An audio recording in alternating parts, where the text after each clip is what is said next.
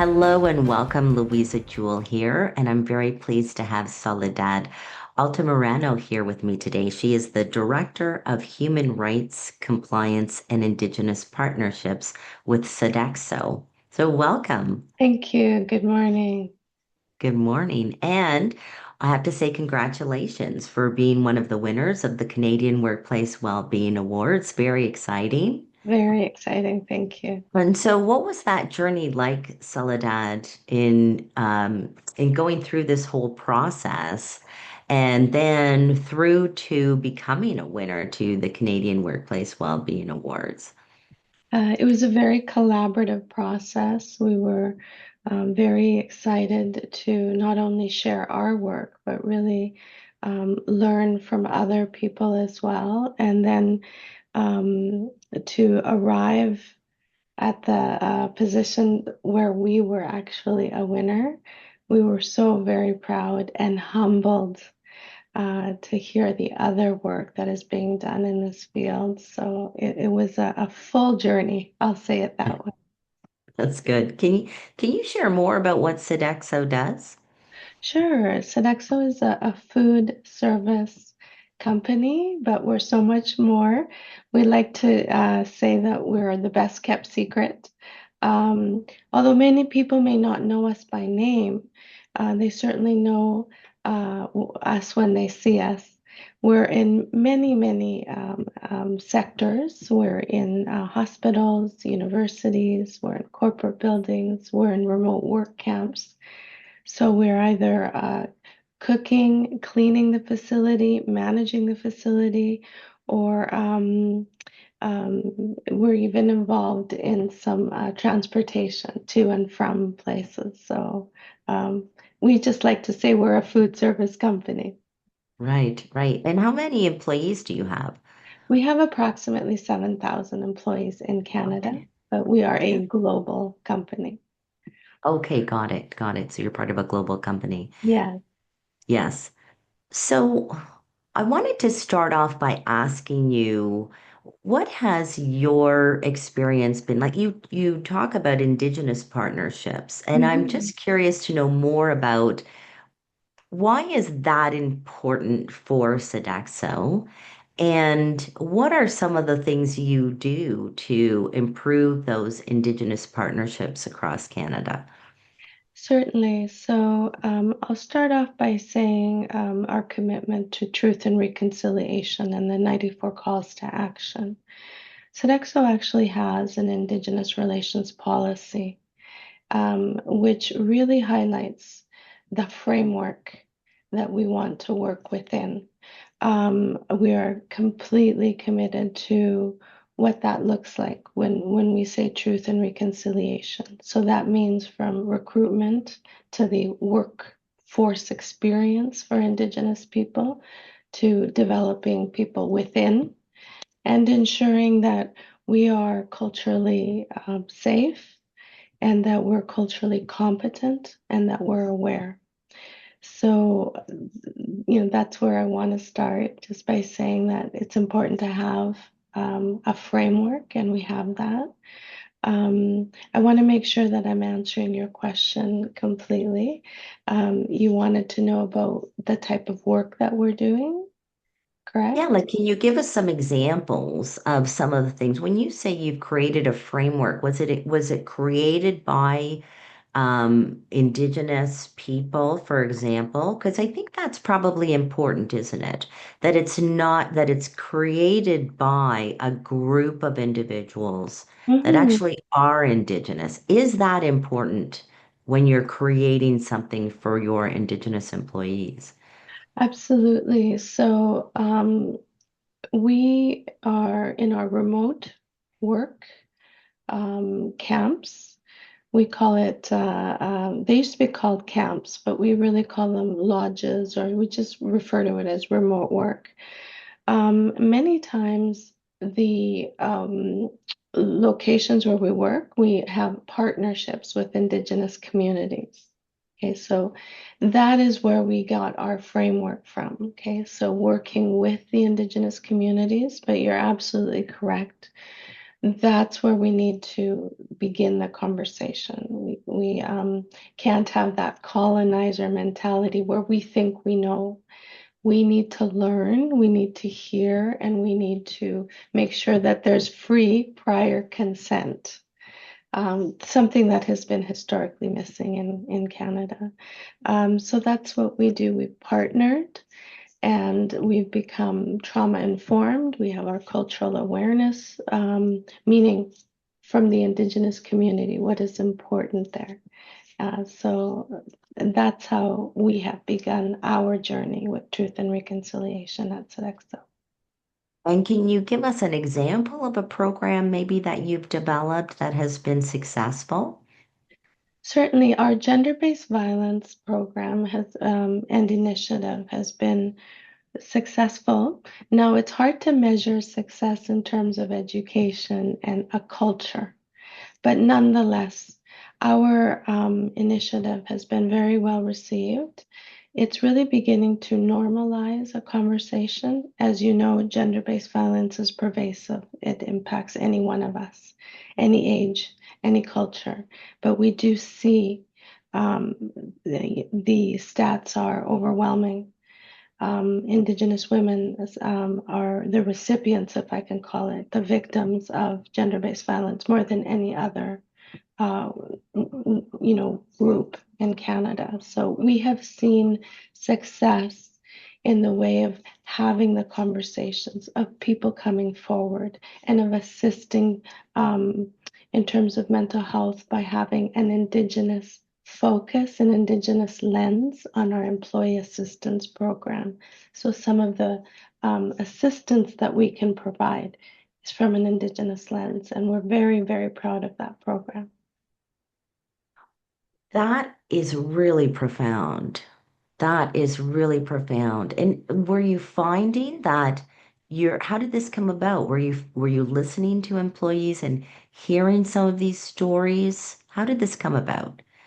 It came about from, some repeated acts of gender-based violence, some sexualized violence, and just being informed. And so employees would from I am specific regions, specific sectors come forward. Sometimes something would happen in the workplace. And so we noticed the signs, we asked the questions, and we had the courageous conversations. And therefore, we thought we need a program. We need to begin this conversation, and we need to make sure that people feel safe to come forward, and people Yeah. know that when they do come forward, they won't be judged, and instead they'll be helped. So that's Yeah. really how it came about, was having a being an active listener and having the courageous conversations. And that's incredible that your leaders are just listening, right? Just listening, observing, but then you took that to action. Yes. Once you observed, once you learned more, and then realizing this is happening to our Hmm. employees and we need to do something about it. And then it's so good that you partnered with your Indigenous communities to learn more about the how of Yes. how to help. Yes, thank you. I did want to highlight one, the how we've done this. Hmm. We have I'll call it an initiative. It's called hashtag Ask for Angela. So we know that sexual violence and gender-based violence, discrimination, often has gone underreported. And so we thought, how do we take something that has been historically silenced, and bring it to the forefront? We created a poster that says hashtag Ask for Angela. So if people who are, in particular, Indigenous women, don't feel comfortable coming forward and saying the words, being historically silenced, they can come to a manager and say, I'd like to ask for Angela. And that means I need some help. Oh, I love that. I love that. And it's a bridge, isn't it? It is. It's just a Exactly. bridge. Yeah. It's just a small, here's a small way I can take just a tiny step, but it opens such a wonderful door Yes. for help after that. That's right. That's right. Yeah. It's the words sometimes when we say them out loud, it's scary. And we thought we would take that and empower victims to come forward in a way that is a gentle entry. And Yeah. so that's why we have our posters up on all our sites. And it's working. You know, we have had many employees come forward. And now, have you done some formal training with your managers then? So when somebody comes to you and asks for Angela, here's some guidance on what you can do next. I mean, I'm sure you don't want your managers to be psychotherapists or anything But like that, but yeah, just some guidance on what to do next, what resources maybe to send people to. So is that important too, that you trained your managers there? yes, absolutely. So we have had many conversations with our managers, and that is one thing that we reassure them. You are not supposed to be an expert. You are not supposed to be, like you said, a psychotherapist or a psychologist. um, just have the initial conversation, and then they can escalate that. They can send that over to myself, for example, or anybody in human resources, and then we'll take it from there. So it's sort of a process that doesn't make people feel, our managers feel like they have to be experts. Yeah, exactly. Because I think that's why people sometimes shy away from these mental health Yeah. discussions because they don't know what to do. Yes. But having this hashtag, and I think this hashtag could work for anything because there is still a stigma associated with mental health Mental issues, even health. though we're all struggling. You know, I'm a professional in this field, and yet I struggle sometimes too with things when things are going on with life, when I'm feeling overwhelmed with work and everything else that's going on. It's a lot. It absolutely is a lot. We sometimes also feel like if we're productive, then that means we're doing well. And we don't notice the signs necessarily. We've tried to create some technology alongside some of our programs. So we have QR codes. We also have a feel safe survey so that just taking out somebody's phone and scanning the QR code, sometimes if you're not feeling the best, can really help. But you're absolutely right. The stigma exists today. You know, I know we're getting better, we're normalizing these conversations, but the stigma is still present. Yeah, yeah, exactly. I like that idea. So you have these remote workers, you've got 7,000 employees, Yes. and you have some remote workers. It is so you've implemented these QR codes. Does that connect them to resources, mental health resources, and other resources? That one way you are able to reach all of your employees? Yes, certainly. We have a QR code for our employee assistance program. We have a QR code for a speak up line, which is sort of a whistleblower line. We also have a speak up app, so you can just click on, you know, a few buttons.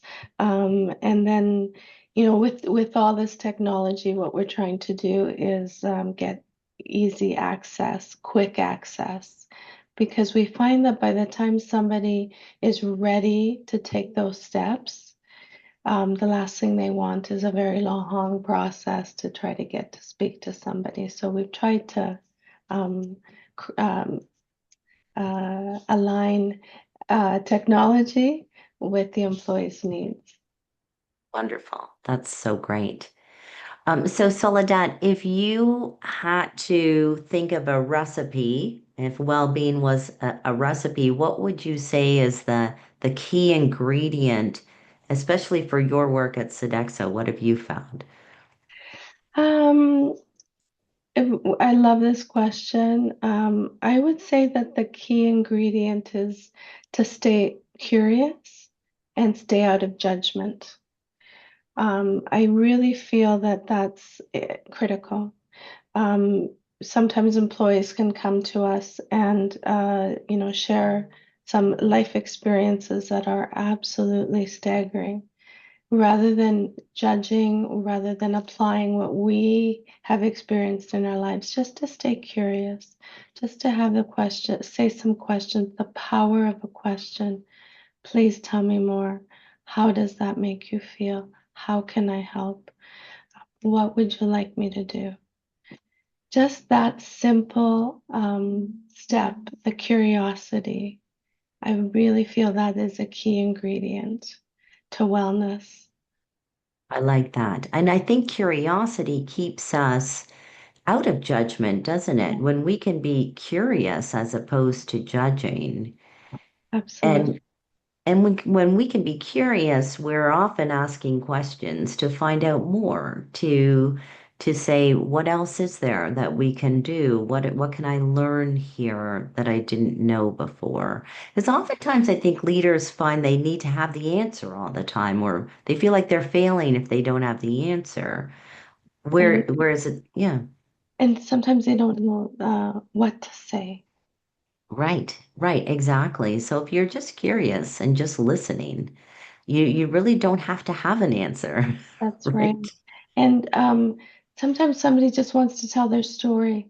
Sometimes they just want to get it off their chest. And if we're by asking questions, it's really giving them a safe place. Yeah, And uh, exactly. and that's what is needed. So that would be my key ingredient is stay curious and stay out of judgment. I love that. I really love that. And Soledad, what do you think are some of the trends of the future? What are you looking forward to in 2026, for example, that you might do differently with regards to well-being at Sodexo? Um, I feel that mental health, for example, is really something that I'm excited about. And here's what I mean about that. There's so much work being done on trauma-informed, um, initiatives. There's so much work being done on a culturally safe environment in the workplace. And the fact that we have begun to normalize these conversations, I'm very excited about. I do see technology really coming in. I do see micro videos as a part of our onboarding. I see a lot of really great work. Um, Long gone are the days where you had to take, a lot of time off of work, and you can only see for example, a counselor face to face. Those are the trends that I see. I see technology really coming in and helping, assisting, giving quick access.